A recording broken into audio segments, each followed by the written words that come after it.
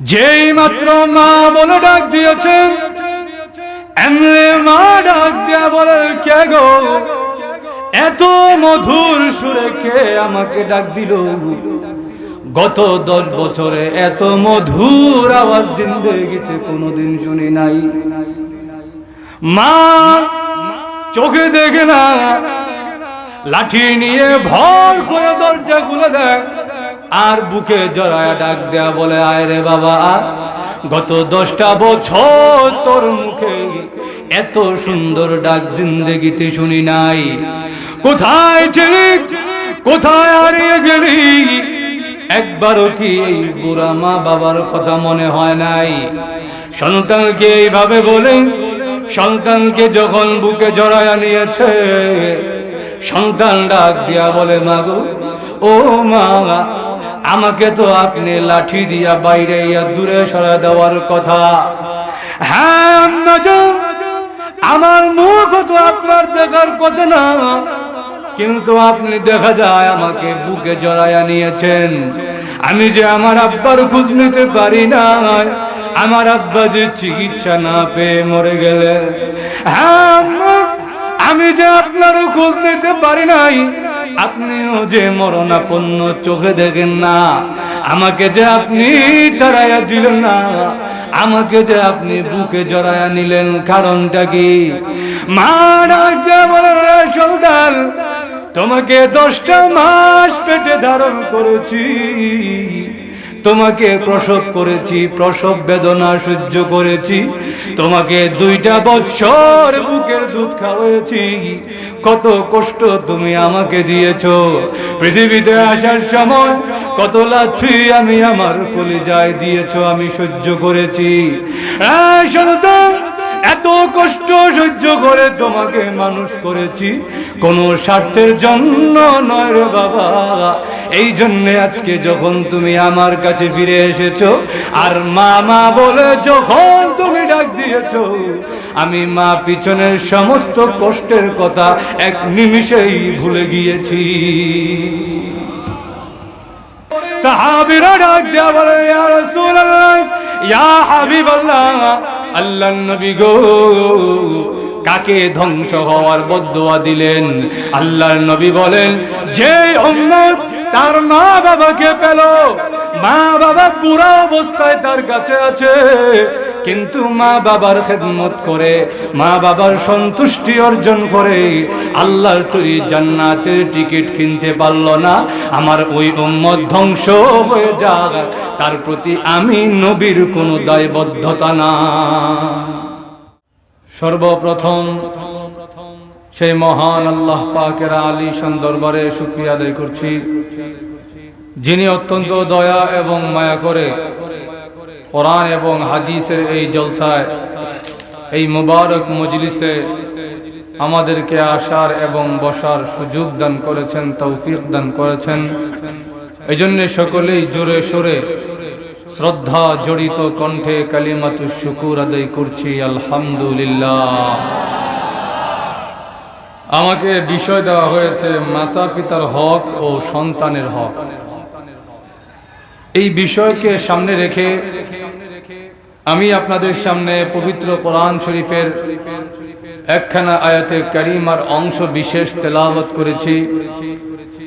রাসূল করিম সাল্লাল্লাহু আলাইহি ওয়াসাল্লামের রেখে যাওয়া অসংখ্য অগণিত হাদিস মুবারক থেকে একখানা হাদিস পাঠ করেছি। ভাইরা আমার, পৃথিবীর দিকে যদি লক্ষ্য করে দেখেন, দেখবেন এই পৃথিবীতে যত অশান্তি, যত মারামারি, এর পিছনের মূল কারণ, মূল রহস্য হলো একজন আরেকজনের হক প্রাপ্য পাওনা বুঝায়া দেয় না। জোরে বলেন ঠিক কিনা? সকল অশান্তির পেছনের মূল রহস্য হলো এই পাওনা, এই হক। আর এই পৃথিবীতে আমরা যারা আছি, আমরা সকলেই অশান্তি চাই না, শান্তিতে বসবাস করতে চাই। কেউ কি অশান্তি চায়? এমনকি গরু ছাগলও অশান্তি চায় না। একটা ছাগল, তার টাইম নাও পানিতে নামাইতে পারবেন না। কেন? পানিতে গেলে তার অশান্তি হয়, সেও শান্তি চায়, এজন্য ডাট করে ধরে রাখে, পানিতে যায় না। জোরে বলেন ঠিক কিনা? কিন্তু একটা মহিষ, আপনাদের এলাকায় কি বলে জানি না, মহিষ কয়নি, উত্তরবঙ্গে অনেক জায়গায় বোস কয়, বোস। অনেক মহিষ দেখবেন এ যদি পানিতে যায়, এর টাইনাও পানির থেকে আনা যায় না। কেন? পানিতে গেলে তার শান্তি লাগে, পানির থেকে উঠাইলেই অশান্তি। জোরে বলেন ঠিক কিনা? তাহলে গরু ছাগল হোক, পশু পাখি হোক, মানুষ হোক, সকলেই সমাজে শান্তিতে থাকতে চায়, কেউই অশান্তি চায় না। কিন্তু শান্তিতে যদি থাকতে হয়, শান্তি যেই পথে সেই পথে যেতে হবে, অশান্তি যেই পথে সেই পথে গেলে শান্তির খোঁজ পাওয়া যাবে না। জোরে বলেন ঠিক কিনা? গায়ের নিচে গেলে দুধ পাওয়া যাবে, বলদের নিচে গেলে উষ্টা পাওয়া যাবে, দুধ পাওয়া যাবে না। আমার মাত বুঝেন তো আপনারা? এক লোকের বাসায় তার বিয়ে আইছে, এখন 8 কাজে বিয়ে আইছে, বিয়ে তো আইসিন দয়ামির বাজার তাফসীর শুনতো। এখন দেখে আইসি যখন বিয়ের বাসাও দয়ামিরের পাশে, কিছু চা নাস্তা করার লাগে, কিন্তু 8 কাজে আইসুন, কোনো মেহমানদারি করতে পারি না। আচ্ছা একটু চা বানাই। বেগম সাহেবরে যখন কইছে চা বানায় দাও, বিয়ান সাহেব আসছেন, গায়ের দিকে না যায় বলদের দিকে রওনা হইছে। বলদেও কই তাই উল্টা এখানে, তাই তো আমার কাছে আওয়ার কথা না, তাই তো গায়ের কাছে না যাইতো। জোরে বলেন ঠিক কিনা? যে গেছে বলদের নিচে আর পজিশন লইয়া বইছে, যখন গায়ের নিচে যেমন ধরার জায়গা আছে, বলদের নিচেও তো একটা ধরার জায়গা আছে। জোরে বলেন ঠিক কিনা? এখন যেই পজিশন নিয়ে ধরতে বইছে, এমনি বলদে কয় তুই উল্টা জায়গা যখন আইছো, দুধ তো পাইতেই না, আমার লাত্তি এখন পাইবি। জোরে বলেন ঠিক কিনা? ঠিক তেমনি ভাবে সমাজে সকলেই শান্তিতে বসবাস করতে চায়, কিন্তু শান্তি যেই পথে সেই পথে না যায় অশান্তির পথে যায়, এই জন্য সমাজে শান্তি প্রতিষ্ঠিত হয় না, অশান্তির আগুন দাউ দাউ করে জ্বলে। তাহলে এখন প্রশ্ন হলো, হুজুর ওয়াজ তো বুঝলাম, কিন্তু শান্তি কোন পথে? জোরে বলেন ঠিক কিনা? প্রশ্নের উত্তর হলো, আল্লাহ নিজেও কোরআনে বলছেন, এই সমাজে যদি শান্তি প্রতিষ্ঠিত করতে হয়, তাহলে 2টা হক আছে, 2টা প্রাপ্য আছে। এই 2টা প্রাপ্য, 2টা হকের পাওনাদার ভিন্ন ভিন্ন। এই 2টা হক যদি আদায় করে দিতে পারি, এই পৃথিবীতে এই সমাজে শান্তি প্রতিষ্ঠিত হবে, কোনো সন্দেহ নাই। এখন কথা হলো, হক কার? হক একজন পাওনাদার হয়, একজন দেনাদার হয়। আমার মা বুঝেন তো আপনারা? হক যেখানে আসে, পাওনা যেখানে আসে, সেখানে একজন হয় পাওনাদার, আরেকজন হয় দেনাদার। এখন প্রশ্ন হলো, পাওনাদার কে আর দেনাদার কে? একটা হকের নাম হলো হাক্কুল্লাহ, একটা হকের পাওনাদার হলেন আল্লাহ, দেনাদার হলেন সমস্ত মানুষ। আমার মাত বুঝছেন তো আপনারা? এক হকের নাম কি? আল্লাহর হক। এই হকের পাওনাদার একমাত্র আল্লাহ রাব্বুল আলামিন, দেওনাদার আমরা সকল মানুষ। আল্লাহ রাব্বুল আলামিনের হকটা হলো সর্বপ্রথম হক। এই হক যদি আদায় না করেন, বাকি সব হকের পিছে দৌড়তে পারেন, জিন্দেগিতে আদায় করতে পারবেন না। জোরে বলেন ঠিক কিনা? আল্লাহ রাব্বুল আলামিনের হক কি, এটা বলেই আমার আলোচ্য বিষয়ে চলে যাব। কারণ যে কোনো হক, আল্লাহর পরের যেই কোনো হক আদায় করার আগে আল্লাহর হক আদায় করতে হবে। জোরে বলেন ঠিক কিনা? এবার আসেন, আল্লাহর হক কি? সাহাবীরা জিজ্ঞেস করেন, ওগো নবীজি আল্লাহর হক কি? আল্লাহকে যে দিব, আমরা দেনাদার, আল্লাহ পাওনাদার, আল্লাহরে কি হক বুঝাইয়া দিতাম, আমাদেরকে বুঝাইয়া বলেন। আল্লাহর নবী, বিশ্ব নবী রাহমাতুল লিল আলামিন বলেন, আল্লাহ রাব্বুল আলামিনের হক হলো 2টা। জোরে বলেন কয়টা? আরো জোরে। 1 নম্বর হক, আল্লাহ রাব্বুল আলামিনের সঙ্গে শিরিক করা যাবে। আরো জোরে। কোন ধরনের শিরিক আল্লাহর সঙ্গে করা যাবে না। শিরিক এটা বড় হোক ছোট হোক, কোন শিরিকি আল্লাহর সঙ্গে করা যাবে না, এই আলোচনা আমার পরে আসতেছে, এতটুক থাক। 2 নাম্বার আল্লাহর হক, আল্লাহ আমাদেরকে যেইভাবে চলতে বলেছেন সেইভাবেই আমাদের জীবন পরিচালনা করতে হবে, এটা হলো আল্লাহর 2 নাম্বার হক। জোরে বলেন ঠিক কিনা? সাহাবীরা জিজ্ঞেস করেন, ইয়া রাসূলুল্লাহ, ইয়া হাবিবাল্লাহ, আল্লাহর নবী গো, আল্লাহ রাব্বুল আলামিনের হক তো বুঝলাম, আল্লাহ রাব্বুল আলামিনের হক যদি কেউ আদায় করে দেয়, কেউ যদি আল্লাহর হক বুঝায়া দেয়, ওই বান্দা উপকারে পুরস্কারে কি পাবে? আল্লাহর নবী ডাক দেয়া বলেন, সাহাবীরা রে, আল্লাহ রাব্বুল আলামিনের হক যদি কোনো বান্দা আদায় করে দেয়, আল্লাহ রাব্বুল আলামিন ঘোষণা দিয়া দেয়, আল্লাহর ওই বান্দাকে আল্লাহ কোনোদিনও জাহান্নামের আগুনে দিবেন না। আল্লাহর হক যদি আদায় করে দেয়, আল্লাহ রাব্বুল আলামিন জিন্দেগিতে ওই বান্দাকে জাহান্নামের আগুনে দিবেন না। জোরে বল না সুবহানাল্লাহ। রাসূল করিম সাল্লাল্লাহু আলাইহি ওয়াসাল্লামের যুগে এক মহিলা দেখা যায় মাটির চুলায় রান্না করে। মাটির চুলায় আপনারা যারা রান্না করছেন দেখবেন, মাটির চুলায় খড়ি দেওয়ার সাথে সাথে কিছু আগুনের স্ফুলিঙ্গ তেরে আসে, আসে কি আসে না?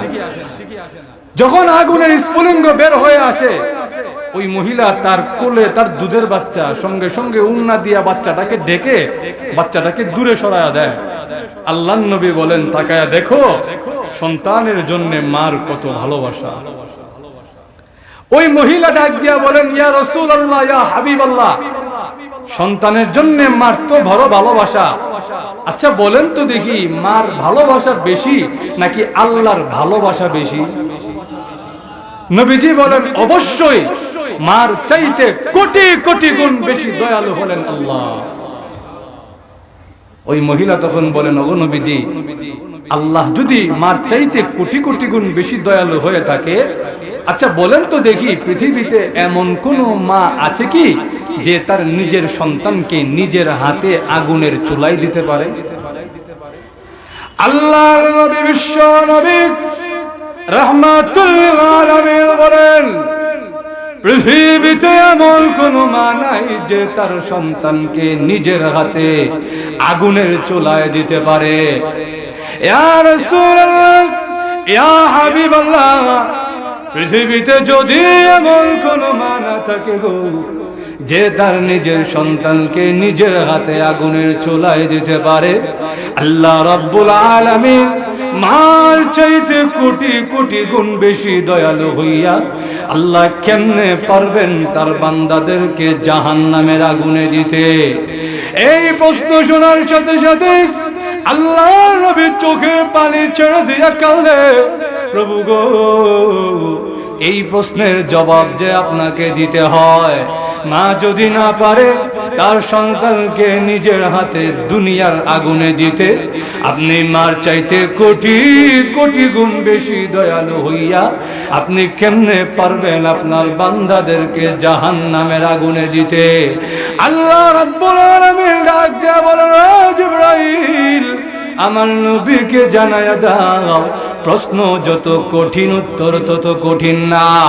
আমি আল্লাহ ঘোষণা দিলাম, আমার যেই বান্দা বান্দি আমি মহান আল্লাহর হক আদায় করবে, আমি আল্লাহর সঙ্গে শিরিক করবে না, আমি আল্লাহর দেওয়া বিধান অনুযায়ী জীবন পরিচালনা করবে, এই 2টা হক আমার যে বান্দা বান্দি আদায় করে দিবে, আমি আল্লাহ ঘোষণা দিলাম, আমার ওই বান্দা বান্দিকে আমি আল্লাহ জাহান্নামের আগুনে দিব না। আল্লাহর হক যদি আদায় করে দেয়, এবার বান্দা হয়ে যায় পাওনাদার, আল্লাহ হয়ে যায় দেনাদার। জোরে বলেন ঠিক কিনা? বান্দা কি পাওনা? বান্দার কাছে, বান্দা আল্লাহর কাছে পাওনা হলো, আল্লাহ আপনার হক আমি আদায় করে দিয়েছি, আমাকে এবার জাহান্নামের আগুনে দিতে পারবেন না। জোরে বলেন ঠিক কিনা? তাহলে সবার আগে কার হক আদায় করা দরকার? আরো জোরে। যদি আল্লাহর হক কেউ আদায় না করে, জীবন দিয়ে দিতে পারে মাখলুকের পিছনে, কিন্তু মাখলুককে জিন্দেগিতে সন্তুষ্ট করতে পারবে না। দেখা যায় মার জন্য যদি করে, বউ কয় তুমি খালি মার এই চিনছো, আমার এর চিনো না, কয় কি কয় না। আবার বউ বাচ্চার জন্য একটু বেশি করলে আব্বা আম্মা ভাই বোনে কয়, ও হ্যাঁ বউ কয়ে আমরা ভুলি লাইছে, এমন কয় কি কয় না। তিন বন্ধু যদি আপনার থাকে, দুই বন্ধুর লোকে যদি একদিন চা খায় আলান, আরেকজনের যদি না গন, এ যদি এই খবর পায়, এ কইব হে হেরারে পায় আমারই ভুলি লাইছে, এর লোকে সম্পর্ক শেষ। এমন হয় কি হয় না। আল্লাহ রাব্বুল আলামিন বলেন, আমার হক যদি তুমি আদায় না করো, সারা পৃথিবীর মানুষের পিছনে দৌড়াইতে পারো, কিন্তু জিন্দেগিতে মানুষের সন্তুষ্টি অর্জন করতে পারবে না। আর আমি আল্লাহর হক দেওয়ার পাশাপাশি যদি মানুষের হক দেওয়ার চেষ্টা করো রে, আমি আল্লাহ যদি তোমার প্রতি সন্তুষ্ট হয়ে যাই, মানলাহুল মাওলা ফালাহুল কুল, আল্লাহ যদি কারো হয়ে যায়, আল্লাহ রাব্বুল আলামিন যদি কাউকে নিজের বলে স্বীকৃতি দিয়ে দেয়, ওই সমস্ত মাখলুক ওই বান্দার অধীনে চলে যায়। যেরকম ঠিক কিনা? এই জন্য ভাইরা আমার, সর্বপ্রথম হক আদায় করতে হবে আল্লাহ। জোরে বলেন ঠিক কিনা? এইবার আসেন, আল্লাহ রাব্বুল আলামিনের হক আদায় করার পরে সবার আগে দুনিয়াতে মাখলুকের হক আদায় করতে হবে। এর মধ্যে সবচাইতে প্রধান হক হলো মা বাবার হক। জোরে বলেন ঠিক কিনা? মা বাবার হক সবচাইতে বেশি। কেন? আল্লাহর হকের পরে মা বাবার হকের কথা কেন বলছেন? আল্লাহ নিজেই কোরআনে বলেন, আল্লাহ বলেন, وَقَضَى رَبُّكَ أَلَّا تَعْبُدُوا إِلَّا إِيَّاهُ وَبِالْوَالِدَيْنِ إِحْسَانًا। আল্লাহ রাব্বুল আলামিন বলেন, তোমার রব এই সিদ্ধান্ত জানিয়ে দিয়েছেন, সর্বপ্রথম আল্লাহর হক আদায় করো, আল্লাহর সঙ্গে কাউকে শিরিক করা যাবে। দুই নম্বরে মা বাবার হক আদায় করো, মা বাবার সঙ্গে ভালো ব্যবহার করো। আমার মা বুঝেন তো আপনারা? আল্লাহর হকের পরে কার কথা আনছেন? আরো জোরে, মা বাবার হকের কথা আল্লাহর হকের পরে আনছেন কেন? আল্লাহর হকের সঙ্গে সঙ্গে মা বাবার কথা কেন আনছেন? এর ব্যাখ্যায় মুফাসসিরিনে কেরাম বলেন, আল্লাহ রাব্বুল আলামিনের সঙ্গে মা বাবার একটা সাদৃশ্য আছে। কি সাদৃশ্য? সেই সাদৃশ্যটা হলো, আল্লাহ রাব্বুল আলামিন বান্দাকে যখন কোনো নিয়ামত দান করেন, আল্লাহর যেমন কোনো স্বার্থ থাকে না, কোনো কিছু চাওয়া পাওয়া থাকে না, মা বাবাও যেমন তার সন্তানকে লালন পালন করে, কোনো স্বার্থ থাকে না। জোরে বলেন ঠিক কিনা? মা বাবা যে সন্তানকে লালন পালন করে, কোনো স্বার্থ আছে, কিচ্ছু দিবেন এই নিয়তে করে। আর নাইলে যদি কোনো স্বার্থ থাকতো, আপনি ছোটবেলায় যে কষ্ট দিছেন, এত কষ্ট সহ্য করতো না। কারণ বিনিময়ে আপনি যা দিবেন এটা খুবই তুচ্ছ। আপনি যে কি কষ্ট দিছেন এটা আপনি বুঝবেন না, সেদিন বুঝবেন যেদিন আপনি নিজে মা বাবা হইবেন। জোরে বলেন ঠিক কিনা? মা বাবা হওয়ার পরে বোঝা যায় যে আমাদের সমাজে অনেকে দেখা যায়, আমার ভাই একদিন আমার মা রেগে কইতেছে, আম্মা আপনি যে আমাদের জন্য কত কষ্ট করছেন এটা আগে বুঝতাম না, আমার যেদিন ফুয়া হয়েছে আমি এখন বুঝি আপনি কত কষ্ট করছেন। জোরে বলেন ঠিক কিনা? কেন? রাত 2টা 3টা 4টা 5টা নাই, শীত নাই, গরম নাই, দিছে বিছনায় পেশাব কইরা, দিছে কুলে পেশাব কইরা, রাত 2টায় খান্দে দুধ খাওয়াও, রাত 3টায় খান্দে দুধ খাওয়াও, রাত 4টায় খান্দে, এর ঘুম নাই। এর যদি ঘুম না থাকে, এর বাপ মার ঘুম আছে। আরো জোরে, এরপরেও বাবা মা আপনি ঘুমান না দেখে বাবা মা ঘুমায় না, আপনি খান না দেখে বাবা মা খায় না। যদি কোনো স্বার্থ থাকতো, আপনি এর বিনিময়ে কি দিতে পারতেন, যাই দিতেন না কেন, এত কষ্ট সহ্য করতো না। জোরে বলেন ঠিক কিনা? কারণ এই কষ্টের বিনিময়ে আপনি যা দিতেন এটা কিচ্ছুই হইতো না, বড় তুচ্ছ হইতো। জোরে বলেন ঠিক কিনা? মা বাবার হক আল্লাহর হকের পরে আনছেন কেন? এক নম্বর কারণ হলো আল্লাহ রাব্বুল আলামিন যেমন তার বান্দা বান্দিকে যখন কোনো নিয়ামত দান করেন আল্লাহর যেমন কোনো স্বার্থ থাকে না, মা বাবাও যখন তার সন্তানকে কোনো কিছু দেয়, মা বাবাও যখন তার সন্তানকে লালন পালন করে, মা বাবার কোনো স্বার্থ থাকে না। দ্বিতীয় কারণ হলো মা বাবা যদি অসন্তুষ্ট থাকে, মা বাবার হক যদি আদায় না করেন, আল্লাহর হক আদায় করতে গিয়া যেই সব আমল করতেন, ইবাদত করতেন, এইগুলা কবুল হবে না, আসমান আর জমিনের মাঝখানে আটকায় থাকবে। নাউযুবিল্লাহ। এক লোক সে বাইতুল্লাহ গেছে হজ করতে। হজ করতে যখন গেছে, যাওয়ার পরে গিয়া দেখে হজ করে ঠিকই তার মনের মধ্যে কোনো আনন্দ নাই, মনটা আনচান করে, আর মনও কাবাগরের দিকে যায় না, হজের দিকে যায় না, মন খালি এদিক সেদিক ঘুরে। এক আল্লাহর ওলিরে পাইছে, আল্লাহর ওলিকে গিয়া বলে, হ্যাঁ আল্লাহর ওলি, আমি বাইতুল্লাহ তাওয়াফ করতে এসেছি, কিন্তু বাইতুল্লাহর দিকে আমার মন যায় না। আল্লাহর ইবাদত করি, ইবাদতে কোনো মজা পায় না। আল্লাহর ওলি ডাক দিয়া বলেন, তোমার বাবা মা আছে কিনা আমাকে বলো। ইবাদতে মজা না পাওয়ার কারণ আমি যেটা বুঝি, তোমার আব্বা আম্মা এখনো জিন্দা আসেনি। ওই লোক বলে, আব্বা আম্মা জিন্দা আছেন, আব্বা আম্মার সঙ্গে কোনো সম্পর্ক আছে কি? ওই লোক লজ্জায় কোনো উত্তর দিতে পারে না।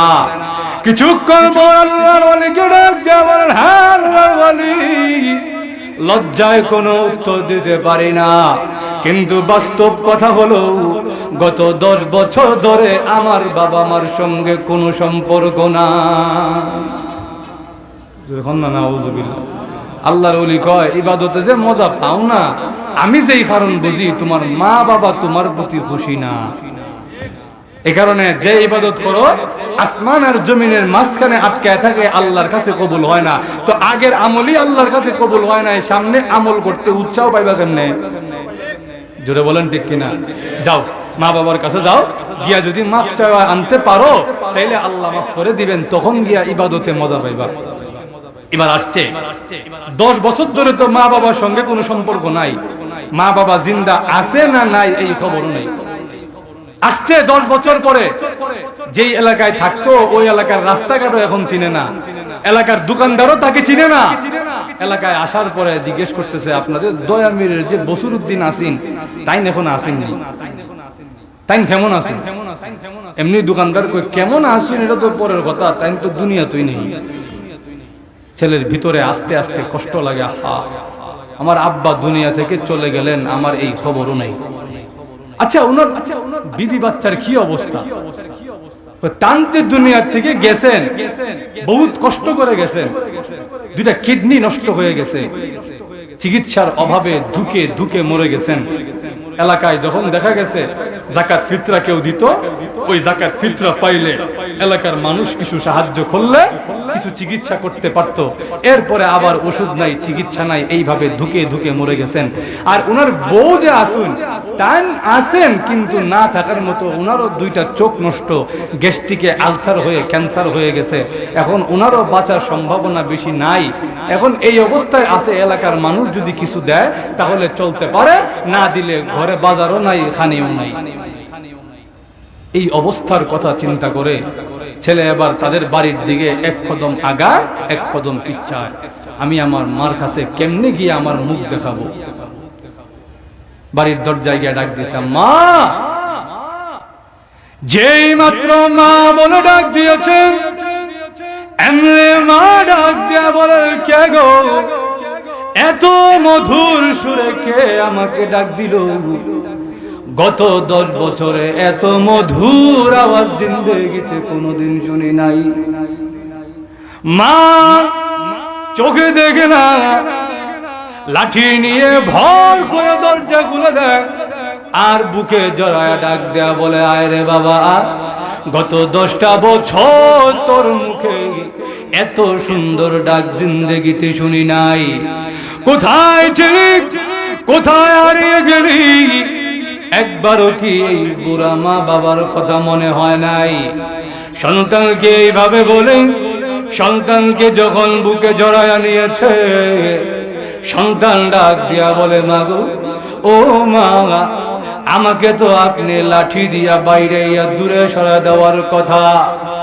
হ্যাঁ আম্মা যান, আমার মুখ তো আপনার দেখার কথা না, কিন্তু আপনি দেখা যায় আমাকে বুকে জড়ায়া নিয়েছেন।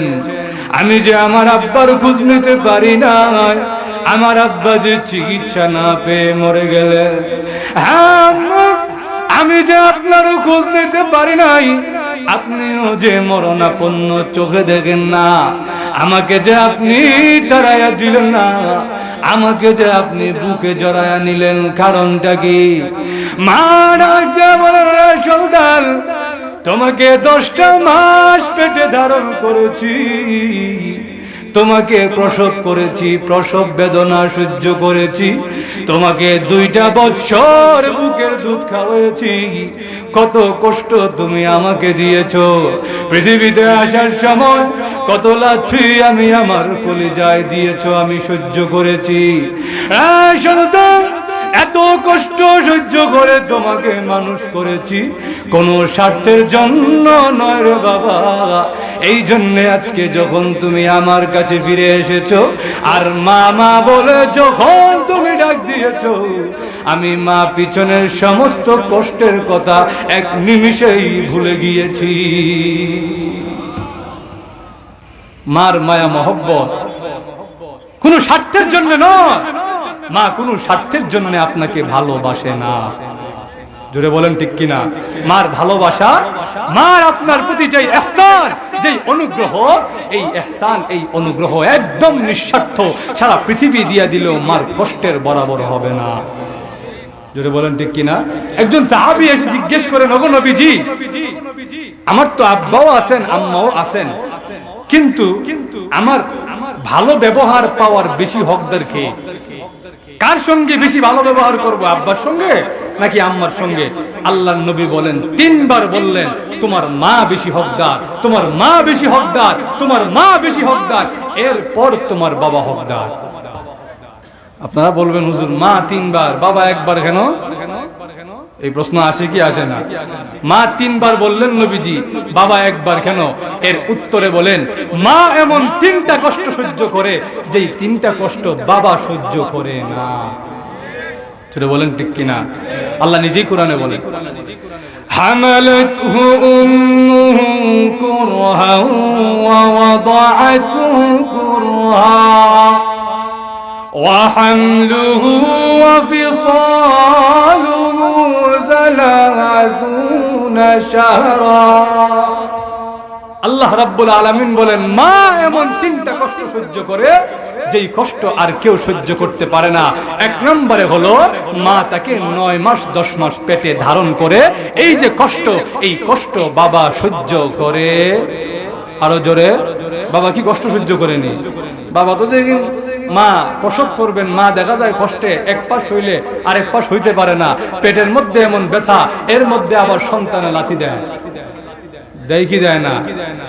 2 নম্বর কষ্ট হলো ওয়াদাআতহু কুরহা, মা প্রসবের ব্যথা সহ্য করে, বাবা প্রসবের ব্যথা সহ্য করে না। জোরে বলেন ঠিক কিনা? এদিকে ভিতরে দেখা যায় মা চিৎকার করে, বাচ্চা প্রসব হচ্ছে, আর বাবা দেখা যায় হাতে মালিশ করে, পুয়া হইতাছে। নানি জোরে বলেন, বাবা এই কষ্ট সহ্য করে না। 3 নম্বরে হলো, সন্তান দুনিয়াতে আসার পরে 2 বছর মা তাকে দুধ পান করায়, এই কষ্ট বাবা সহ্য করতে পারে না। রাত 2টা বাজে যখন বাচ্চা চিল্লায় দুধ খাওয়ানোর জন্য, বাবা দেখা যায় কম্বলটা আরো মুড়ি দিয়ে, কি গো দুধটা খাওয়া গো, ঘুমাই গেছেন নাকি আল্লাহ? টাইম ঠিকই কম্বল মুড়ি দেখো, দুধটা খাওয়াও, বাচ্চাটা চিল্লা কেন? টাইমের খবর নাই, টাইম কিন্তু নাক দেখে ঘুমাইতেছে। জোরে বলেন ঠিক কিনা?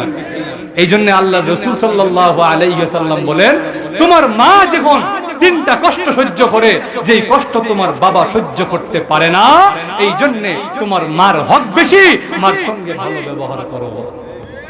জোরে বলেন ঠিক কিনা? 2 নম্বর কথা হলো, মা বাবা যার আছে, মা বাবা পাইয়াও যদি কেউ জান্নাতের টিকিট না কিনতে পারে, আল্লাহর নবী তাকে বদদুয়া দিয়া গেছেন। নাউজুবিল্লাহ কইতেন না।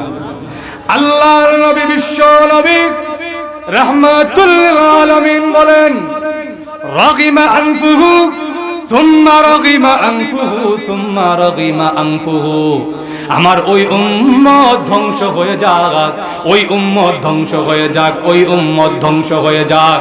তিনবার বদদুয়া দেওয়ার পরে সাহাবীরা ডাক দিয়া বলে, ইয়া রাসূলুল্লাহ, ইয়া হাবিবাল্লাহ, আল্লাহর নবী গো, কাকে ধ্বংস হওয়ার বদদুয়া দিলেন?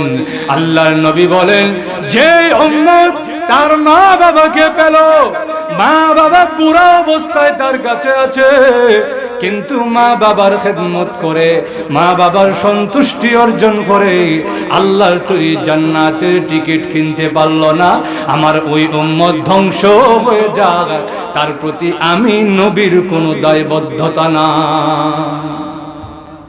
নাউজুবিল্লাহ কইতেন না। এই জন্যে মা বাবার খেদমত করার দরকার আছে না নাই? আরো জোরে ভাইরা আমার, যদি লক্ষ্য করে দেখেন, মা এবং বাবা এমন এক সম্পদ আল্লাহ আমাদেরকে দিয়েছেন, যেই মা বাবার কারণে আমরা দুনিয়াতে আসতে পেরেছি। জোরে বলেন ঠিক কিনা? আব্বা আম্মা যদি না একত্রিত না হইতেন, আব্বা আম্মা যদি আল্লাহ মিলায়া না দিতেন, আমরাও দুনিয়াতে আসতে পারতাম না। আল্লাহ যে আমাদেরকে মা বাবার মাধ্যমে এক নম্বর নিয়ামত হলো আমাদেরকে মা বাবার নিয়ামত দিবেন, দুই নম্বর নিয়ামত হলো মা বাবার কারণে আল্লাহ আমাদেরকে মানুষ বানাইছেন। যেটা বলেন ঠিক কিনা? মানুষ যে আমরা হইছি, আল্লাহর কাছে কোনো দরখাস্ত লিখছিলাম, কোনো আবদার করছিলাম, কোনো রিকোয়েস্ট করছিলাম? আল্লাহ আমাদেরকে বিনা দরখাস্তে, বিনা রিকোয়েস্টে, বিনা আবদারে আল্লাহ আমাদেরকে মানুষ বানাইছেন, এবং এই মানুষ আমরা হয়েছি, এই পৃথিবীতে আসতে পেরেছি মা বাবার মাধ্যমে। জোরে বলেন ঠিক কিনা? এই জন্য এই কথাটা মনে রাখবেন। আল্লাহর নবী বিশ্ব নবী রাহমাতুল লিল আলামিন তিনি বলেছেন, তোমার মা বাবা যদি থাকে, মা বাবা থাকা অবস্থায় যদি মা বাবার খেদমত করে, মা বাবার সন্তুষ্টি অর্জন করে জান্নাতের টিকিট কিনতে না পারো, তুমি ধ্বংস হয়ে যাও, আমি নবীর কোনো দায়বদ্ধতা নাই। নাউজুবিল্লাহ, রজুরে হইতেন না। গেল এক নম্বরে বুঝলাম মা বাবার খেদমত করতে হবে, মা বাবার হক আদায় করতে হবে, মা বাবার কথা মতন চলতে হবে। জোরে বলেন ঠিক কিনা? এবার আসেন দুই নাম্বার, সংক্ষিপ্ত করে ফেলি। এবার আসেন দুই নাম্বারে হলো মা বাবার কথা যে মানবেন, মা বাবার হক যে আদায় করবেন, সব তো করবেন, কিন্তু কিছু কিছু কথা আছে মা বাবা বললেও শোনা যাবে না। আমার মাত বুঝছেন তো? প্রথম কথা কি বললাম? মা বাবা যা বলবেন সব শুনতে হবে, মা বাবার খেদমত করে জান্নাত কিনতে হবে, মা বাবাকে ভালোবাসতে হবে, খেদমত করতে হবে, সেবা করতে হবে। দুই নম্বর কথা হলো মা বাবা এমন কিছু কথা বলবেন যেই কথা আপনার জন্য শোনা ওয়াজিব নয়। জোরে বলেন ঠিক কিনা? আমি যে আয়াত তেলাওয়াত করেছি, এই আয়াতেও আল্লাহ বলেন, প্রথম কথা ওয়াসাইনাল ইনসানা বিওয়ালিদাইহি হুসনা, আমি মানুষকে ওসিয়ত করলাম, মানুষকে জোর নির্দেশ দিলাম মা বাবার সঙ্গে ভালো আচরণ করো। দুই নম্বরে আল্লাহ বলেন, ওয়া ইন জাহাদাকা আলা আন তুশরিকা বি মা লাইসা লাকা বিহি ইলম ফালা তুতি'হুমা ওয়া সাহিবহুমা ফিদ দুনিয়া মা'রুফা। তোমার মা বাবা যদি আমার সঙ্গে শিরিক করতে কয়, আমার বিরুদ্ধে কথা কয়, তাহলে মা বাবার কথা শোনা যাবে। আরো জোরে। কিন্তু মা বাবার কথা তো শুনবো না, ঠিক আছে, কিন্তু মা বাবার সঙ্গে খারাপ আচরণ করা যাবে। আরো জোরে। আল্লাহর নবীর সাহাবী হযরতে আসমা রাদিয়াল্লাহু আনহা বলে, ইয়া রাসূলুল্লাহ, ইয়া হাবিবাল্লাহ, হ্যাঁ নবীজি, আমার আম্মা আমাকে কালিমা থেকে দূরে সরতে বলেন, আমার আম্মা আমাকে দিন ছেড়ে দিতে বলেন। হ্যাঁ নবীজি, আমার মার সঙ্গে আমি সম্পর্ক ছিন্ন করে দিতে চাই। যেই মা আমাকে আমার আল্লাহ থেকে দূরে সরাইয়া দিতে চায়, যেই মা আমাকে আমার আল্লাহর বিরুদ্ধে যেতে বলে, ওই মার কোনো দরকার আমার নাই। আল্লাহর নবী বিশ্ব নবী রাহমাতুল লিল আলামিন বলেন, আসমারে, তোমার মা যখন তোমাকে আল্লাহর সঙ্গে শিরিক করতে বলে, মার কথা শোনা যাবে না, কিন্তু মার কথা না শুনে মার সঙ্গে কোনো খারাপ আচরণ করা যাবে না। জোরে বলেন ঠিক কিনা?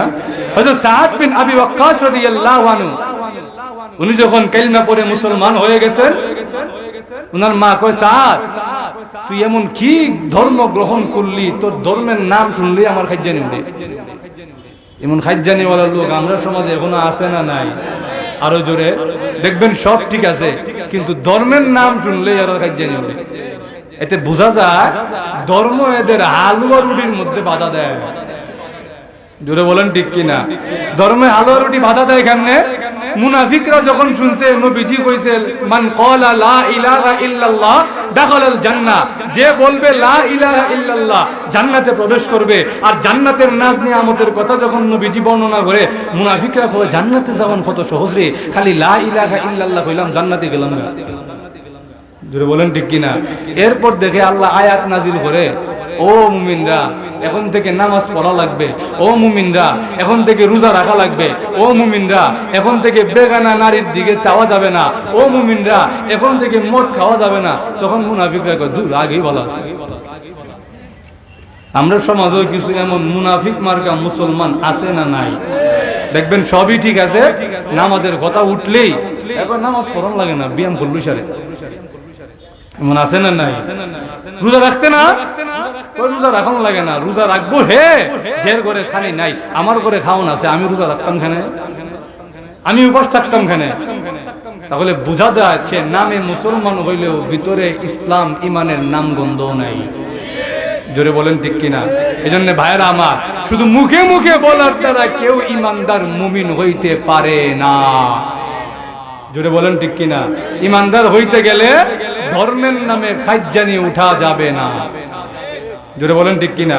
দেখা যায় সবই মানে, আবার কিছু মুসলমান আছে এমন ইসলামের যেটা তার সুবিধা মতো মিলে এটা মানে, যেটা সুবিধা হয় না এটা মানে না। দেখা যায় নামাজ পড়ে, রোজা রাখে, আচ্ছা যাক নামাজ রোজা পড়লো, টাকা পয়সা কিছু হয়েছে, হজ করে আয়ে, সমাজের মানুষ তারা হাজি সাহেব ডাকে, মোটামুটি সমাজে একটা নাম দাম আছে, কিন্তু দেখা যায় সুদের মাসালা এলে সে চুপচাপ। মনে আছে না? না, দাড়িও আছে, টুপিও আছে, কিন্তু সমাজের এক নম্বরের সুদখোর। দাড়িও আছে, টুপিও আছে, পাগড়িও আছে, কিন্তু তার অফিসের এক নম্বরের ঘুষখোর। এমন আছে না নাই? তো নবীজির যুগে এমন কিছু ছিল। সাদ বিন আবি ওয়াক্কাস রাদিয়াল্লাহু তাআলা আনহুর আম্মা কয়, সাদ তুই যে কালিমা গ্রহণ করলি, তুই যে এই দাওয়াত কবুল করলি, এই যে ইসলাম ইমান করস, এটির নাম শুনলে আমার ভাল লাগে না। তুই এক কাম কর, তুই এই কালিমা ছাড়, ইমান ছাড়, দিন ছাড়, আর না হলে আমি মা ঘোষণা দিলাম 3 দিন যাবত কিচ্ছু খাইতাম না, না খেয়ে মরে যাব। এখন সাদ বিন আবি ওয়াক্কাস রাদিয়াল্লাহু তাআলা উনি মনে করছে মা বুঝি এমনি এমনি হইছে, কিন্তু 3 দিন পরে গিয়া দেখে সত্যি সত্যি মা কিচ্ছু খায় না, এমনি জান যায় যায় অবস্থা। উনি তখন চিন্তা করলেন আমার কারণে যদি আমার মার জান যায় গিয়ে আমার কি অবস্থা হবে। ভিতরে একটু নরম হয়ে গেছে, কিন্তু তাৎক্ষণিক ওনার মনে হলো আমার মা আমাকে যেই পথে যাওয়ার নির্দেশ দেয় ওই পথে গেলে মা খুশি হবে, কিন্তু আল্লাহ এবং তার রাসূল নারাজ হবে। জোরে বলেন ঠিক কিনা? এবার গেছে মার কানে কানে কিছু একটা বলবে, মা মনে করছে যাক আমার ফুয়া আমার কাছে ফিরে আইছে, দিন ধর্ম ছেড়ে দিছে। কিন্তু সাদ বিন আবি ওয়াক্কাস রাদিয়াল্লাহু আনহু কি বলে বলতাম নেই, অসুবিধা হইতেছে আপনাদের? সাদ বিন আবি ওয়াক্কাস রাদিয়াল্লাহু আনহু মার কানের কাছে গিয়ে বলেন, মাগো আল্লাহ রাব্বুল আলামিন যদি আপনাকে 100টা জীবন দান করতেন, আর ওই প্রত্যেকটা জীবনও যদি আপনি না খেয়ে খেয়ে নষ্ট করতেন, তথাপিও আমি সাদ একটা মুহূর্তের জন্যও ঈমান হারা হইতাম না। মা কয় আমি ভাবলাম কি আর হইল কি, এবার কয় না বুঝছি আমি না খেয়ে মরে যাবো, কিন্তু আমার পুয়া দিন ছাড়তো না। জোরে বলেন ঠিক কিনা? এবার তার ভাই আছে একজন আম্মারা, ওকে বলে এ কিরে কই আসোস, আমার মুখে খাওন তুইলা দে। তাহলে ভাইরা আমার যেই কথাটা বুঝাইতে চাই, আমাদের সমাজেও অনেক মা আছে দিনদার, ইসলাম ইমান বুঝে, কিন্তু মাঝে মাঝে এমন কথা কয় যেই কথা শুনলে, মার যেই কথা অনুযায়ী চললে আমার আল্লাহ এবং তার রাসূল নারাজ হবে। জোরে বলেন ঠিক কিনা? দেখা যায় না মজা পড়ে রোজাও রাখে, কিন্তু ফুয়ার দেখা যায় বাচ্চা কাচ্চা হয় না, ফুয়ারে গিয়া কয় বাজান রে যা মাজারও গিয়া দড়ি বাইন্ধে তোর বাচ্চা হইব না। এমন কয় কি হয় না? মার কথা শুন না গিয়া কি মাজারের দড়ি বেঁধে আসা দেব? বাবার কাছে গিয়া সন্তান চাওয়া যাবে? পিসাবের কাছে গিয়া চাওয়া যাবে? আচ্ছা বলেন তো দেখি, আল্লাহ যদি আপনাকে না দেয়, সারা দুনিয়া মিলে গেলেও কি আপনাকে কেউ দিতে পারবে? আরো জোরে। আর আল্লাহ যদি বলে আমি তোমাকে দিব, সারা দুনিয়া এক হইলেও আপনার কাছ থেকে কেউ ফিরাইতে পারবে না। আবু তালেবের মরণের সময় নবীজি তার পাশে বসা, গিয়া কয়, চাচা আপনি সারা জীবন আমাকে কত সাহায্য করলেন, এখন যদি আমি গিয়া দেখি আপনি জাহান্নামের আগুনে জ্বলেন, আমি সহ্য করতে পারবো না।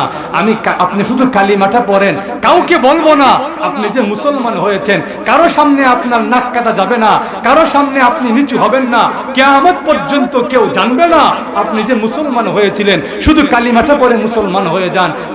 চাচা কয়, না না, ভাতিজার ধর্ম গ্রহণ করমু, বাপ দাদার ধর্ম ছেড়ে দিমু, এত নিচু আমি এখনো হইছি না। চাচা আমি কালিমাটা পড়ি, আপনি শুধু মুখটা নাড়ান। সুবহানাল্লাহ কইতেন না? চাচার প্রতি কত মায়া, উম্মতের প্রতি কত মায়া আর দরদ।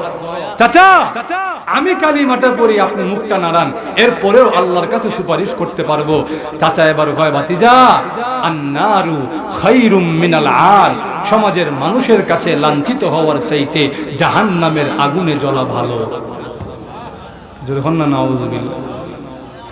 আল্লাহর নবী, বিশ্ব নবী রাহমাতুল লিল আলামিন চোখের পানি ছেড়ে দিয়ে কাঁদলে, আমার চাচা কিয়ামতের দিন জাহান্নামের আগুনে জ্বলবে, আমি মুহাম্মদ কেমনে সহ্য করতাম? আল্লাহ রাব্বুল আলামিন আয়াত নাযিল করে দিলেন, ইন্নাকা লা তাহদি মান আহবাবতা ওয়ালাকিন্নাল্লাহ ইয়াহদি মান ইয়াশা। ইয়া রাসূলুল্লাহ, ইয়া হাবিবাল্লাহ, আল্লাহর নবী গো, আপনি যাকে চান গো, তাকে চাইলেই হেদায়েত দিতে পারবেন না। আপনি যাকে ভালোবাসেন, যাকে মহব্বত করেন গো, তাকে চাইলে আপনি হেদায়েত দিতে পারবেন না। আল্লাহ রাব্বুল আলামিন যাকে চায় তাকে নিজ গুণে মহান আল্লাহ হেদায়েত দান করে। দেখুন সুবহানাল্লাহ। আল্লাহ যাকে চায় তাকে আল্লাহ এমনি হেদায়েত দেয়, আর আল্লাহ যদি না চায় আপনি যতই মহব্বত করেন না কেন হেদায়েত দিতে পারবেন? আরো জোরে। ভাইরা আমার, যেই কথাটা বলতেছিলাম, সমাজে এমন অনেক প্রচলন আছে, সমাজে এমন অনেক কুসংস্কার আছে, সমাজে এমন অনেক প্রথা সংস্কৃতি আছে যেগুলো আমরার বাবা মা ঠিকই বিশ্বাস করে, কিন্তু ওইগুলা যদি বিশ্বাস করতে যাই তাহলে আমরার ঈমান ঠিক থাকতো না। জোরে বলেন ঠিক কিনা? সবচাইতে বড় যেই বিষয়টা আমি দেখেছি, এটা হলো আমাদের মা বাবা আমাদেরকে মাজারের দিকে ঠেলা দেয়। ঘুমাই গেছেন নাকি আল্লাহ জানে। আচ্ছা, আমাদের সমাজে যে সন্তানাদি হয় না, এমন তো অনেক নবী আছেন যাদের সন্তান ছিল না। ছিল কি ছিল না? ইব্রাহিম আলাইহিস সালাম প্রাথমিক যুগে ওনার সন্তান নাই, বুড়া হয়ে গেছে, তখন আল্লাহর কাছে গিয়ে দোয়া করে, রব্বি হাবলি মিনাস সালিহিন,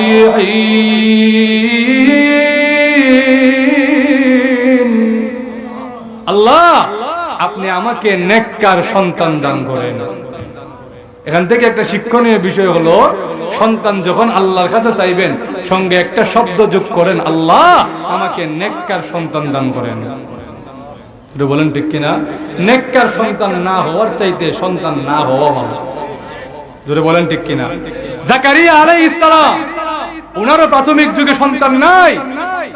মারিয়াম আলাইহিস সালামের রুমে গেছেন, গিয়া দেখে উনার রুমে সমস্ত বেমৌসুমি ফলে ভরা।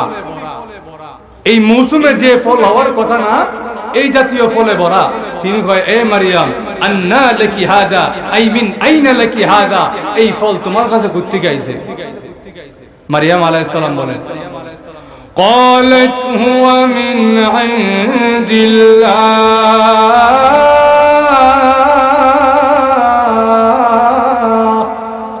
মারিয়াম আলাইহিস সালাম কয়, এগুলো যদিও আমার রুমে এখন আসার কথা নয়, কিন্তু এই বেমৌসুমি ফল বেমৌসুমে আল্লাহ আমাকে দান করেছেন। জাকারিয়া আলাইহিস সালাম কয়, হ্যাঁ আল্লাহ যদি মৌসুমে ফল দান করতে পারেন, তাহলে তো আমারও এখন বাচ্চা দেওয়ার মৌসুম নাই, তাহলে তো আল্লাহ আমাকে মৌসুমে বাচ্চা দান করতে পারেন। জোরে বলেন ঠিক কিনা? ওই জায়গায় দাঁড়িয়েই জাকারিয়া আলাইহিস সালাম দোয়া করলেন, আল্লাহ হুনালিকা দাআ জাকারিয়া রাব্বা ক্বালা রাব্বি হাবলি মিন লাদুনকা যুররিয়াতান তাইয়্যিবা। আল্লাহ, আপনি যখন বেমৌসুমী ফল দান করতে পারেন, ইন্নী ওয়াহানাল আযমু মিন্নী, আল্লাহ আমারও হাড্ডি দুর্বল হয়ে গেছে, ওয়াশতাল রাসু শাইবা, মাথার সবটি চুল সাদা হয়ে গেছে, আমার সমস্ত চুল সাদা, হাড্ডিও দুর্বল, আমারও এখন বাচ্চা দেওয়ার মৌসুম নাই, আল্লাহ আমারও আপনার পক্ষ থেকে একজন উত্তম বংশধর দান করেন। আল্লাহ রাব্বুল আলামিন ওনাদের দোয়া কবুল করছেনি। আরো জোরে, ইব্রাহিম আলাইহিস সালামকে নেককার সন্তান দিছেনি। আরো জোরে, কেমন নেককার সন্তান? ওই বাচ্চা যখন হাত্তা ইযা বালাগা মাআহুস সায়া, বাবার সঙ্গে বাবার আঙ্গুল ধরে ধরে চলার মতন বয়স হয়েছে, এমন সময় আল্লাহ রাব্বুল আলামিন ডাক দিয়া বলেন, হে ইব্রাহিম, তোমাকে আমি আল্লাহ যেই নিয়ামত দান করেছি, যেই সন্তান তোমাকে দান করেছি, ওই সন্তান আমি আল্লাহর রাস্তায় কোরবানি করে দাও। আমি আল্লাহ তোমাকে পরীক্ষা করলাম, তোমার ভালোবাসা আমার জন্য কতটুকু মজবুত। এই শেষ বয়সে তোমাকে যেই সন্তান দান করেছি, ওই সন্তান আমি আল্লাহর রাস্তায় দান করে দাও, কোরবানি করে দাও।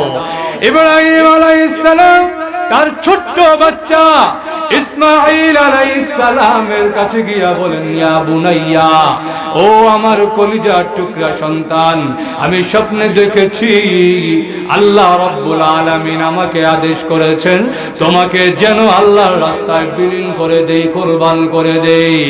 ইসমাঈল আলাইহিস সালাম তার এখনো বুঝ হওয়ার কথা না, কিন্তু আল্লাহ রাব্বুল আলামিন এমন এক বুঝ তাকে দান করেছিলেন। ওই ছোট্ট বাচ্চা ডাক দিয়া বলে, ইয়া আবাতি ফাল মা তুমার সাতাজিদুনি ইনশাআল্লাহু মিনাস সাবিরিন। ওই ছোট্ট বাচ্চা ডাক দিয়া বলে, হ্যাঁ আব্বা, আল্লাহ আপনাকে যেই আদেশ করেছেন ওই আদেশ আপনি পালন করে ফেলেন। আমি ছোট্ট বাচ্চা ইসমাইলের কথা চিন্তা করেন না, আল্লাহ যদি চাইলো আমি ছোট্ট বাচ্চা ইসমাইল ধৈর্য ধারণ করব। তাহলে আল্লাহ চাইলে দিতে পারেনি। আরো জোরে, তাহলে আপনি আল্লাহর কাছে না চেয়ে গায়রুল্লাহর কাছে কেন চাইবেন? আমার মাত মনে হয় বুঝেন না আপনারা। আল্লাহ যখন দিতে পারেন, আল্লাহ যদি না দেয় কারো দেওয়ার সামর্থ্য নাই, আল্লাহ যদি না দেয়, আল্লাহ যদি দেয় আটকানোর সামর্থ্য নাই, তাহলে আপনি আল্লাহর কাছে না চেয়ে গায়রুল্লাহর কাছে কেন চাইবেন? জোরে বলেন ঠিক কিনা? এই জন্য ভাইরা আমার তেলাওয়াতকৃত আয়াতে আল্লাহ রাব্বুল আলামিন বলেন, মা বাবার সঙ্গে ভালো ব্যবহার করবে, কিন্তু মা বাবা যদি তোমাকে আমার সঙ্গে শিরিক করার কথা বলে, মা বাবা যদি তোমাকে আমার সঙ্গে গায়রুল্লাহকে মিলাইতে বলে, এমন কোন কাজ করতে বলে যেই কাজ করলে আমি আল্লাহ নারাজ হব, আমার রাসূল নারাজ হবে, সেই কাজ করা যাবে। আরো জোরে, কিন্তু মা বাবার কথা শুনবা না ঠিক, কিন্তু মা বাবার সঙ্গে খারাপ আচরণ করা যাবে না। জোরে বলেন ঠিক কিনা? এক সাহাবী আল্লাহর নবীর কাছে এসে বলেন, ইয়া রাসূলুল্লাহ, ইয়া হাবিবাল্লাহ, আল্লাহর নবী গো, আপনি জিহাদে যাওয়ার জন্য ঘোষণা দিয়েছেন, আমারও জিহাদে যাওয়ার জন্য মনটা বড় আনচান করে। ও নবীজি, আমাকে আপনি জিহাদে নিয়ে যান। আল্লাহর নবী, বিশ্ব নবী রাহমাতুল লিল আলামিন ডাক দিয়ে বলেন, হ্যাঁ আমার সাহাবী, তোমাকে জিহাদের ময়দানে নিয়ে যাব, কোনো সন্দেহ নাই, কোনো সন্দেহের অবকাশ নাই, তোমাকে অবশ্যই জিহাদের ময়দানে নিয়ে যাব, কিন্তু আগে আমাকে বলো, তোমার ঘরে তোমার কোনো বৃদ্ধ বাবা মা আসেনি? সুবহানাল্লাহ কইতেন না? ওই সাহাবী ডাক দিয়া বলেন, ইয়া রাসূলুল্লাহ, ইয়া হাবিবাল্লাহ, আল্লাহর নবী গো, আমার ঘরে আমার একজন বৃদ্ধ মা আছে। আল্লাহর নবী ডাক দিয়া বলেন, আমার সাহাবী, ওই মার খেদমত করতে থাকো, ওই মার পায়ের কাছে পড়ে থাকো, ওই মার সেবা যত্ন করতে থাকো। ওই মার সেবা যত্ন যদি করতে পারো, ওই মা যদি তোমার প্রতি সন্তুষ্ট হয়ে যায়, আল্লাহর রাস্তায় জিহাদ করার চাইতে বেশি সওয়াব লাভ করতে পারবে। জোরে কন্যা সুবহানাল্লাহ। তাহলে মা বাবার খেদমত করার দরকার আছে না নাই? এতক্ষণ যে কথাগুলো বললাম এতটুক বুঝে আসছে তো মা বাবা কত দামি সম্পদ? আরো জোরে। এখন বুঝে না আসলেও আপনারা যখন যারা বাবা মা এখনো হন নাই, বাবা মা হওয়ার পরে বুঝে আসবে আমার আব্বা আম্মা কত দামি ছিলেন। জোরে বলেন ঠিক কিনা? মা বাবা যদি দুনিয়া থেকে চলে যায়, মা বাবার কিছু হক আছে। দুনিয়ায় থাকতে তো কিছু হক দিছে, মা বাবা দুনিয়া থেকে চলে গেলে মা বাবার কিছু হক আছে। আমাদের সমাজে অনেকে দেখা যায় মা বাবা কবরে দিয়ে আসলে আর জিন্দিগিতে একবারও মা বাবার কবরের দিকে ছায়া দেখে না। এমন আছে না নাই? ওই 40-এ আইলে, ওই জিয়াফত আইলে, ওই 1 বছর হইলে হুজুর ডাইকে আইন না কোরআন শরীফ খতম করায়। আছে না নাই?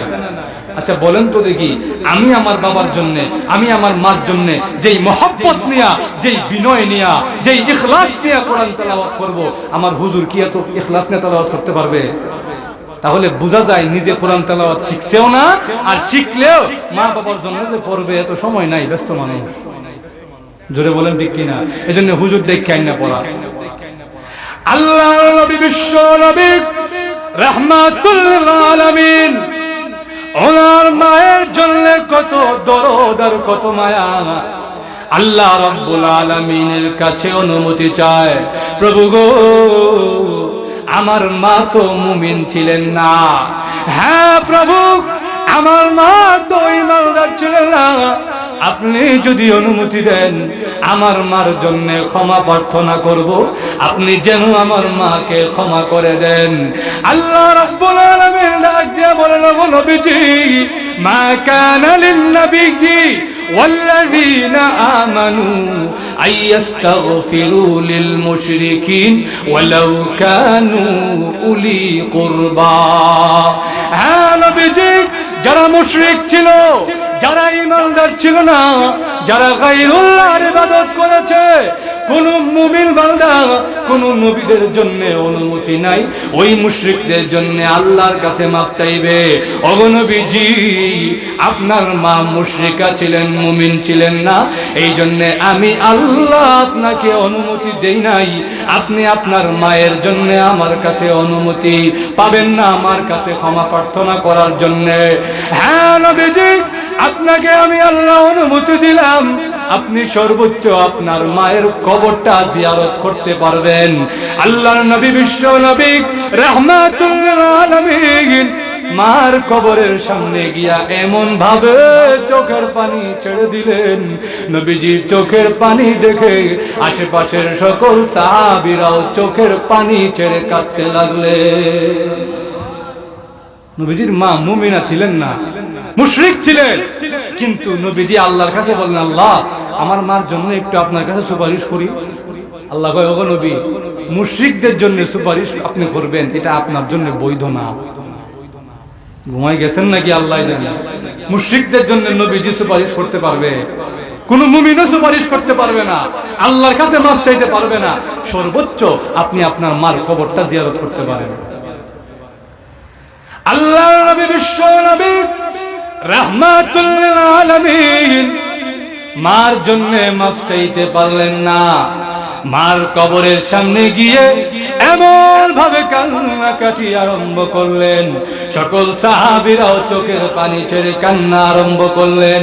আল্লাহর নবী সাহাবীদেরকে ডাক দিয়ে বলেন, ও সাহাবীরা, তোমরাও বেশি বেশি কবর জিয়ারত করো। কবর জিয়ারত করলে মরণের কথা ইয়াদ হয়, কবর জিয়ারত করলে মরণের কথা স্মরণ হয়। আর কোন বান্দা বান্দি যদি তার মা বাবার কবর জিয়ারত করে, ওই মা বাবার কবরের সামনে গিয়া যখন সালাম দেয়, আসসালামু আলাইকুম ওয়া রাহমাতুল্লাহ, ওই মা বাবার কাছে সালামের সওয়াব পৌঁছানোর সাথে সাথে ওই মা বাবার সামনে ওই সন্তানের ছবি ঝুলাইয়া দেওয়া হয়।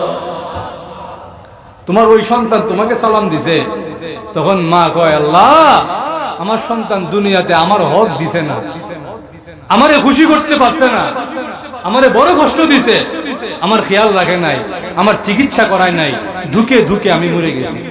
কিন্তু আল্লাহ এখন যে সালাম দিছে, আমার কবরে তো সওয়াব করার কোনো কাজ নাই, আমার ইবাদত করার সুযোগ আছে কবরে আরো জোরে। কিন্তু আমার যে সালাম দিছে, আমার কবরের সামনে দাঁড়ায় যে 3 বার কুল হুয়াল্লাহ পড়ছে, আমার কবরে যে সওয়াব আইছে, আমার দিলটা খুশি হয়ে গেছে।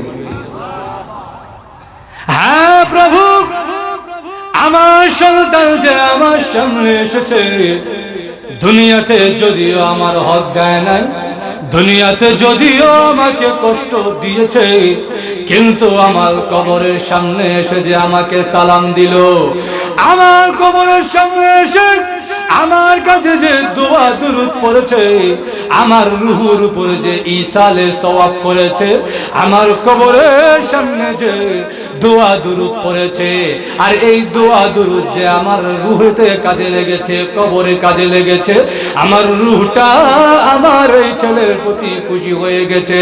হ্যাঁ প্রভু, আমি যখন আমার ছেলের প্রতি খুশি হয়ে গেছি, আপনি মহান আল্লাহ আপনার বান্দার প্রতি রাজি খুশি হয়ে যায়। আল্লাহ রাব্বুল আলামিন ডাক দিয়ে বলবেন, তোমরা যখন তোমাদের ছেলের উপরে খুশি হয়ে গেছো, তোমরা যতদিন নারাজ ছিলে, তোমাদের দিলটা যতদিন অসন্তুষ্ট ছিল, তার কোনো আমল আমি আল্লাহর কাছে কবুল হয় নাই, আসমান আর জমিনের মাঝে আটকা ছিল, বন্দি রাখা ছিল, তার কোনো আমল আমার কাছে কবুল হয় নাই। কিন্তু তোমরা যখন খুশি হয়ে গেছো, আমি আল্লাহর আর কোনো রাগ গোসা নাই, আমি আল্লাহ আমার বান্দার প্রতি খুশি হয়ে গেলাম।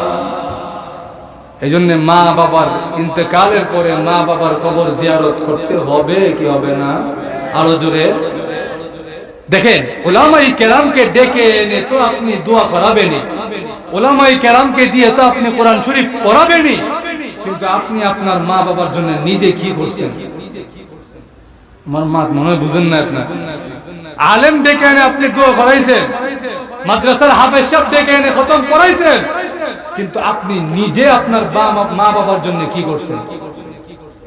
যদি বলেন ঠিক কিনা? আপনি নিজে কি একবার দোয়া দুরূদ পড়ছেন? আপনি কি একবার কবরের সামনে দাঁড়ায়া সালাম দিবেন, আসসালামু আলাইকুম ইয়া আহলাল কুবুর মিনাল মুসলিমিন ওয়াল মুমিনিন, আনতুম লানা সালাফুন ওয়া নাহনু লাকুম তাবিউন ওয়া ইন্না ইনশাআল্লাহু বিকুম লাহিকুন ইয়ারহামুল্লাহুল মুস্তাকদিমিন মিনকুম ওয়াল মুস্তাখিরিন। এইভাবে কি আপনি কোনোদিন সালাম দিবেন? আরো জোরে। তাহলে আপনার মা বাবা যে আপনার জন্য এত কষ্ট করলো, তাহলে কি ফায়দাটা হইল? আমার কথা বুঝেন তো আপনারা? তাহলে ভাইয়ারা আমার, সব সময় নিজের মা বাবার জন্য দোয়া করা, মা বাবার কবর জিয়ারত করা, কবরের সামনে নিজে যতটুকু পারেন দোয়া দুরূদ পড়া, চোখের পানি ছেড়ে আল্লাহর কাছে বলা, আল্লাহ আমার মা বাবার জিন্দেগীর গুনাহ মাফ করে দেন, আমি যে ইবাদত গুলো করেছি এই ইবাদতের সওয়াব আমার মা বাবার কবরে আপনি ইসাল করে দেন, পাঠায়া দেন। এইভাবে যদি দোয়া করতে পারেন, আল্লাহ রাব্বুল আলামিন আপনার প্রতি খুশি হয়ে যায়, আপনার মা বাবার রূহটাও আপনার প্রতি খুশি হয়ে যায়। এই জন্য ভাইরা আমার, জীবনের প্রত্যেকটি পরতে পরতে স্তরে স্তরে মা বাবার দোয়া নেওয়ার দরকার আছে না নাই? আরো জোরে ভাইরা আমার, সব সময় খেয়াল রাখবেন আব্বা আম্মার মনে যেন কোনো কষ্ট না যায়। ফালা তাকুল লাহুমা উফ, আল্লাহ বলছেন তোমার মা বাবাকে উফ শব্দটাও কইও না। ছোটবেলায় দেখা গেছে আপনি এমন অনেক প্রশ্ন করছেন যেই প্রশ্ন আরেকজনে শুনলে বিরক্ত হইছে, কিন্তু আপনার আব্বা খালি খুশি হইছে। আমার মা বুঝছেন না মনে হয়। আপনার আব্বা যখন আপনারে কুলে বই লইছে, বাইরে উঠানে বসে রোদ পোহায়, হঠাৎ করে আপনি গাছের দিকে তাকায়, এখন আব্বা গাছে ওটা কি দেখা যায়? আপনি বললেন আব্বু ওটা কার? কিছুক্ষণ বাদে আপনার ছেলে আবার কয় আব্বু গাছে ওটা কি দেখা যায় কালো রঙের? আপনি তখন আরো খুশি হয়ে গেলেন, আব্বু এটা ছিল না, এটা কার? ঘুমাই গেছেন নাকি আল্লাহ জানে। কিছুক্ষণ পরে আবার দেখা যায়, আপনি কোন আব্বু গাছের পাতা এটা কি বসে রয়েছে আমি চিনি না, তখন আপনি আরো উঙ্গা চুমা দিয়ে এখন আল্লাহ আমার ছেলে যে কথা কইতে পারে, আমার ছেলে যে জিগাইতে পারে, আপনি আরো মায়া বের এখন আব্বু এটা কাক, কাক দেখতে এমন হয়, দেখে রাখো, চিনে রাখো। পাশের থেকে আপনার আব্বারটা এত প্রশ্ন করে ফেলে, এটা হয় কি হয় না? কিন্তু আপনি বাবার কথায় গান দেন না, আপনি মনে মনে খুশি, ছেলেরা আরো উঙ্গা চুমা দেন। মানুষের কি এখন আমার ছেলে জিগাইছে আজকে আমারে আব্বু এটা কি, আমার ছেলে কাক কইতে পারে, আমার ছেলে জিগাইতে পারে। কিন্তু বুড়া বয়সে আপনার আব্বারও আপনি উড়ানে বয়ে রয়েছেন, আপনার আব্বা এবার উল্টা হয়ে গেছে কি, আপনার আব্বা আপনারে জিগায় বাজান রে ওই বাড়ির উড়ানে টিনের চালে এটা কি দেখা যায়, আপনি কোন আব্বা এটা খাওয়া, কিছুক্ষণ বাদে আবার কয় বাজান এটা কি দেখা যায় রে, আপনি কোন আর একটু আগে না কইলাম এটা হিটা, এটা খাওয়া। কিছুক্ষণ বাদে যখন আবার জিগায় বাপজান এটা কি দেখা যায় টিনের মধ্যে, দেখি না তো চোখে, এমনি আপনি ওইটা কোন বুড়া হইছো না শয়তানের গুড়া হইছো আল্লাহ জানে। এমন হয় কি হয় না? বাবা একটু দুইটা কথা বেশি কইলে আপনার বিরক্ত লেগে যায়। পারিবারিক মিটিং এ বাবা একটা কথা বললে আপনি কোন তুমি তসবিলে মসজিদে যাওছেন, তুমি অত কথা কও কেন?